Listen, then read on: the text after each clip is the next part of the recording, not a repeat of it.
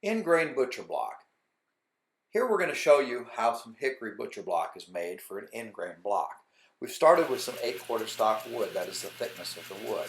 We first have to straight line rip those boards to get a nice straight edge, and then we're going to rip them into strips. We're going to stand that wood, the 8/4 stock, the way we bought it, on its edge. That's what we mean by edge glued. The end that I pointed at you is the end we're eventually going to end up with the in-grain block here. But those edge glued strips that have been ripped to the width that we need now have to be surfaced. The 8/4 side has to be surfaced down to about 1 3/4 inches wide. That is going to be the width of the strips when we put those on their edge and glue them up. After those strips have been surfaced and they're nice and clean, we always want to have fresh, clean glue joints, and to do that you have to have fresh, clean wood. We never surface that wood on a Wednesday or Thursday and then don't glue it up till Monday. We won't let it sit over the weekend, for instance. Once it comes out of that press, it's kind of like coming out of the oven. It's all cooked and ready to go. It takes about 6 minutes.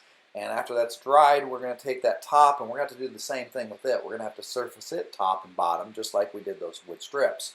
We have about a 2-foot wide block that's about 6 feet long now. It's all freshly finished top and bottom, and we're going to cross cut that into 5 1/4 inch wide strips that we're going to turn up on their end, thus making the in-grain butcher block you see me showing you here. That's also going to be applied to glue and put in the press and pressed up, same way we did the other butcher block top. And when it comes out of the press, it's going to look like this.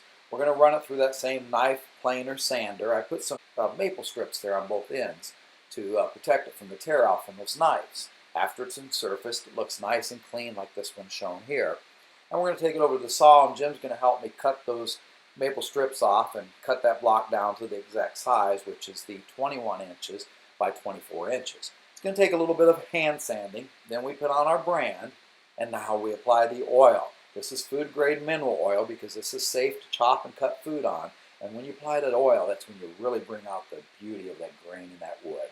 A hickory block, 5 inches thick, handcrafted with pride in Michigan by McClure.